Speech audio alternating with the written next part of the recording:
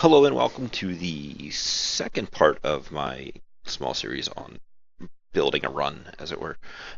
Today I'm going to talk a little bit about legwork and the major differences between the different types of legwork and how you can kind of pull them together into places where you can direct your players to go.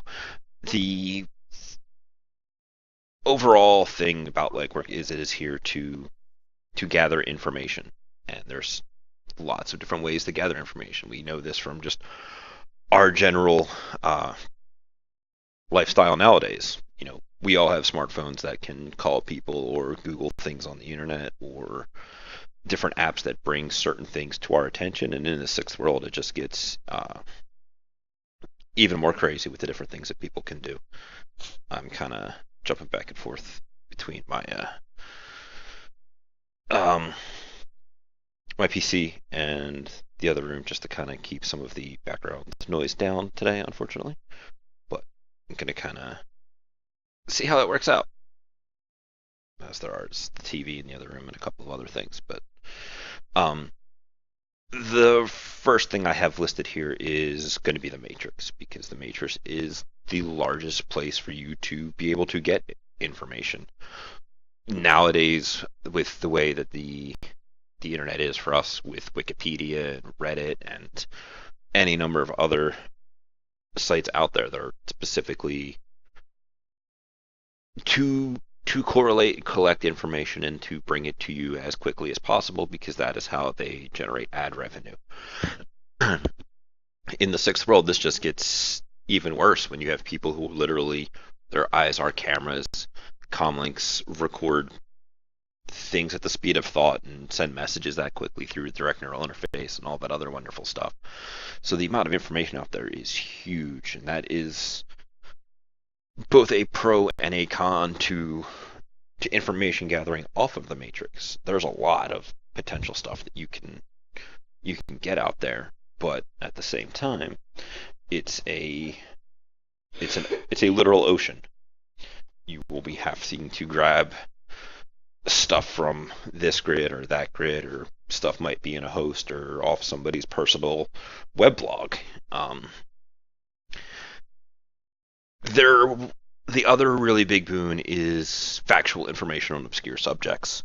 So if you know that you are going to be interacting with, say, paracritters from the Amazonian area, while your runners may not have a parazoology skill or even like animal handling and stuff and not know anything about it, you can bet that you can sixth world Google paracritters of the Amazon basin, and you will come up with a huge amount of information on the different wildlife that lives there, their diet, their habitat. It's just like if you were to go nowadays and look for information on any number of creatures not native to your local area, you're going to find it.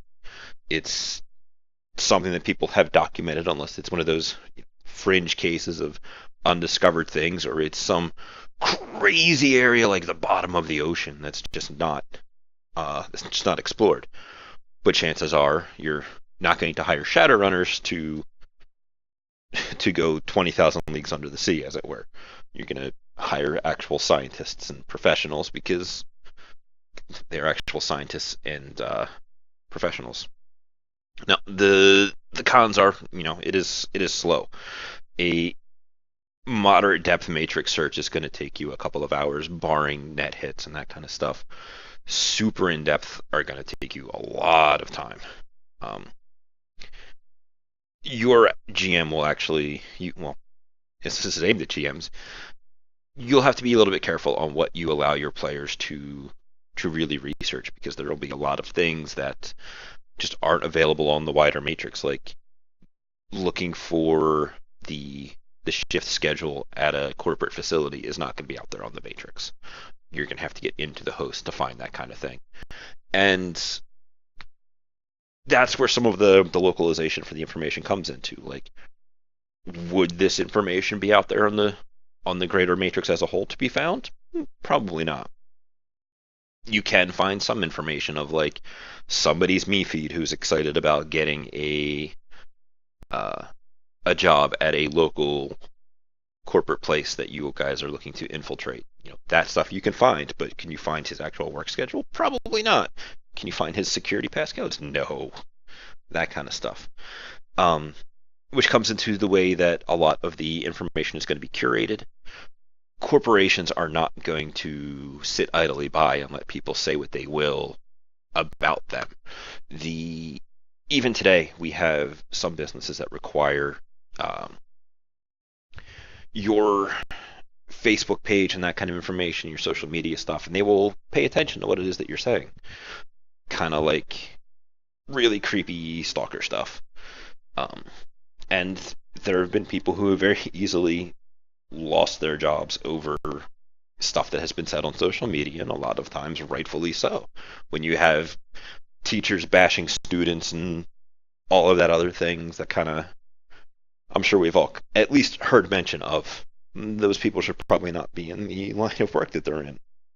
And that is going to be where the curation comes in. Except this is the sixth world, and there are lots more, a lot less protections available to people when you have people like the Dawkins Group for Horizon, who are the most terrifying of the Megacorp Special Forces units, at least if you ask me, because they don't just, other people may track you down, arrest you, kill you, that kind of thing. Dawkins Group makes you cease to exist, which, when all traces of you are erased, it's like, that's pretty terrifying. Moving into my next little bit here for legwork is going to be stuff like the astral in this case. It is kind of hit or miss dependent upon the job and what you are going to do. It's strong in the way that the only way you can really stop it is via other magic. But corporations and businesses know that, and they will spend some money on their own magical defenses. And that's a strength and a liability here. You can do a lot of different things dependent upon the run that you're on. If you're looking to find somebody and you have a picture, you can use the search power to try and track them down. It is really strong, and even if you don't find them with it, negative information is still information. I'm in downtown Seattle. I sent my spirit to check the immediate area to see whether or not he is there. And the spirit reports, no. Okay, we know that he's not in downtown. Let's go to Bellevue or Redmond or any of the other areas and just kind of check things around. The speed is a little touch and go. Touch and go sounds the right word. Like most of the things with the astral for legwork, it is binary. So the search power takes if memory serves, 10 minutes per interval. So to find a person, that could very easily take them an hour or two, depending upon the strength of the spirit, how good your dice are, and all of that other wonderful stuff. Or the really fast part is when a mage astrally projects and zooms through a building unimpeded and can get a quick head count on how many R's he sees. All right, give me 5 seconds. You buzz the building, you're there are 12 people inside there. It is also hard to defend against without your own magical specific defenses. So when your mage is buzzing that building, if he runs into a ward, well, does he try and get through it? Or does he just kind of accept that he can't go in there? Breaking through the ward, trying to break through the ward and failing is going to alert somebody. Or if he pulls down the ward, that somebody's going to know. That kind of thing. Makes it really risky when they do actually have defenses, because how much do you want to value your legwork over the potential risk? I was on a run once where a mage managed to slide through a barrier, and then he failed his slide out roll, and that upset some people, or that alerted the mage, who then had a spirit come in and make his day terrible because you're in the astral, buddy. You are mine. The player then spent the next couple of turns on a couple of edge avoiding the spirit and just trying to get out of the mana barrier. So once you're in there, you better make sure that you can get out with some luck, because otherwise it can get really messy. Um, it is limited in the information you can receive because when you are in the astral, you can only use astral perception. So you're not going to turn into a ghost and hover over somebody's computer screen and read what they're writing. You can only get the emotional impression of what it is. A large block of technology could be a drone, it could be a car, it could be a box that's containing giant piles of explosives. You are really limited in the type of information you can get. And is it alive? Is it a thing? If yes, you can get more.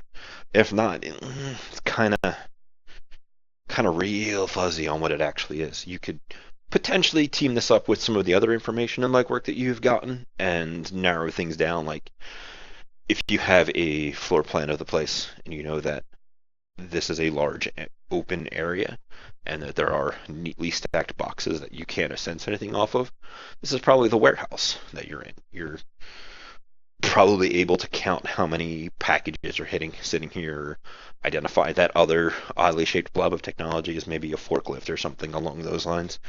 The other problem is you can potentially leave a trail. If you begin casting spells and summoning spirits and any of that other kind of stuff, you could leave your astral signature all over the place, which if somebody is looking for it, or you don't take the time to scrub it, or the Wage Mage has like a Watcher spirit or a regular spirit there, and it sees your aura. Well, you've started a trail, and now it's going to be one of those things where if you show up later and that Watcher spirit sees your aura again, it may have instructions to alert its mage, and then all of a sudden it's like, because I flew through here once, they kind of know who I am, and that's going to be a bit of a problem. The next section I wrote on here was the physical aspect of things. As a no big surprise, everything exists in the physical, and the way that you can gain information through physical legwork is as huge and as varied as you can kind of come up with. It is also something that anybody can do, which makes it a bit more accessible. It typically falls to the street samurai and the riggers to do it, because they don't have the special skills of the Matrix or the magically active folks.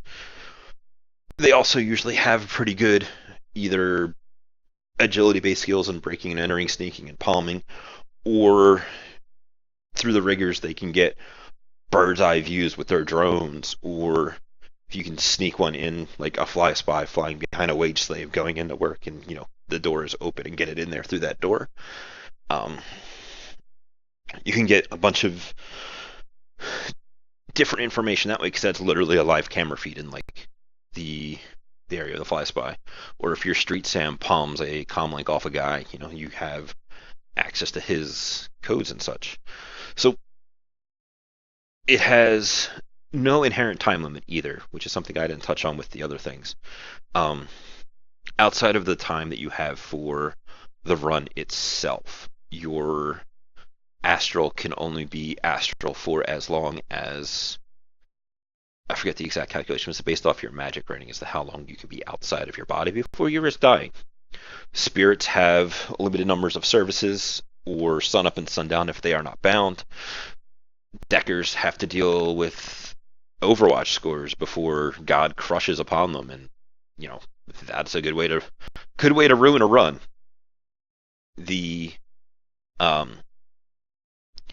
So you could spend a couple of days staking out a place if you have that time for your run.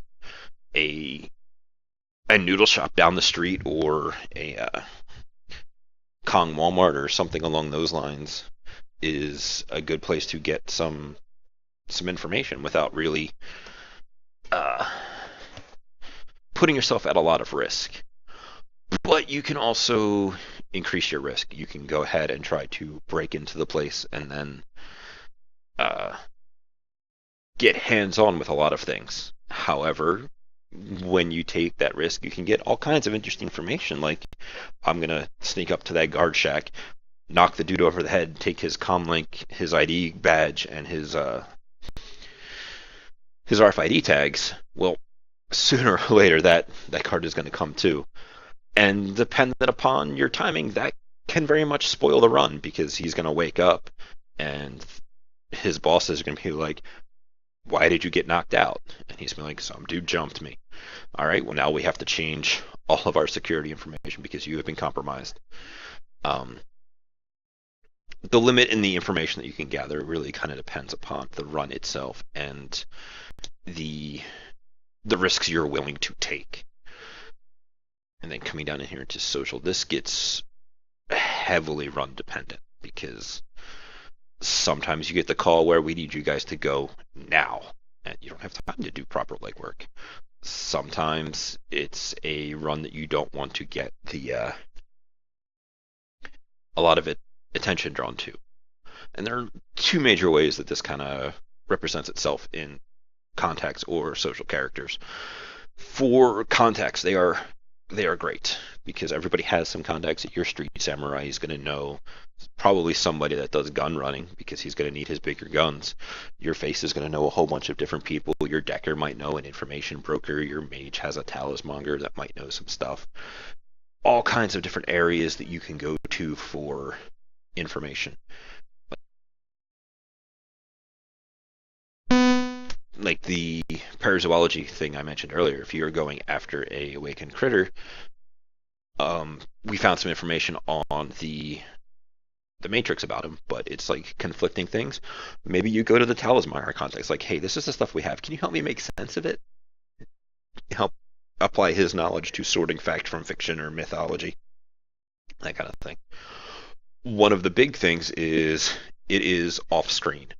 You don't have to role play and dice out your characters breaking into a building to get some information. You can just make, I like to use a connection times 2 plus loyalty roll for your contacts to see what they may know on the questions you ask them. As a GM, you are, if something is mission relevant for the characters to know, when they call up their guy, yeah, I have that information. You don't have to make it cheap, which is one of the downfalls of contacts, is one, they're probably going to want something for themselves, be it a favor or Nuyen or a stress on your relationship, dependent upon the kind of stuff you're asking them for. The other problem becomes high visibility. So when I call my contact asking about the friendly ice cream shop down on the street, and you call your contact asking about the same place, and that guy calls his contact, and we did a bunch of matrix searching on it, and you have 4 people talking to people about the potential criminal activity that happens at a place, and then you find out that your runners blow it up and kill a whole bunch of innocent people. It's like, well, all of those people you just asked questions about, they're not idiots. And they can put 2 and 2 together knowing that you guys are probably the reason that something went horrible at that place you just asked me about 3 days ago. So it really quickly increases your visibility. So when things go sideways, it will have larger ramifications. If it is something that is high, it would normally result in notoriety. Maybe if you have lower loyalty contacts, they might no longer want to associate with you because what are you getting wrapped up in? I'm not getting involved with this. Sorry, please don't call me again. Or it may reduce their loyalty for other characters or for other contacts. It really kind of depends upon the context, unfortunately.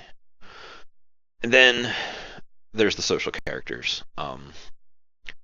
One of the great things about them over contacts in the social area is that it is player driven. You can go to a bar local to one of the establishments that a corp owns, and you can just kind of hang out and take in the atmosphere and open your ears and listen. Who knows what people who work at a place may talk about. Who knows which ones they're going to come into and complain about bosses and pick up names here and there and just kind of passively absorb information. This is stuff that, they're not going to go home and post about on their me feeds, but they'll talk about it over a couple of beers with their friends.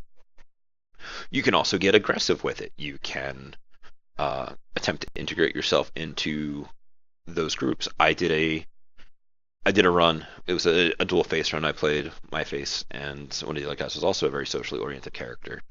So we found one of the guys that was about the same size and shape as the other um, of the other face.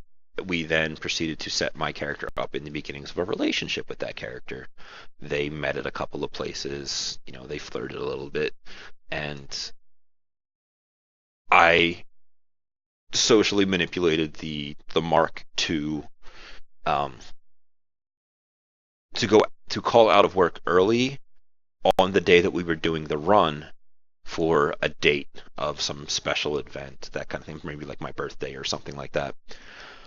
Meanwhile, our other face dresses like him. I had previously palmed off his com code to get the information off of it, so that we could clone it through our hacker to give our second face that information. So here I am out distracting the mark while other face is pretending to be the mark and infiltrating the building. So there's a lot of different ways that you can do things. However, you're going to put yourself at some risk here if you're going for the direct route. Like, if in that situation things had gone sideways and the mark had caught on, well, I'm by myself, away from the team, in a compromising position, because here I am with a guy who works for a corporate facility who suddenly has gotten a call from his boss of, why did you clock back into work? You're not supposed to be here. You scheduled out. And he'll be like, wait, what? And all of a sudden, he might get the message to, just play along, and we'll send somebody over. And now all of a sudden, I don't know anything.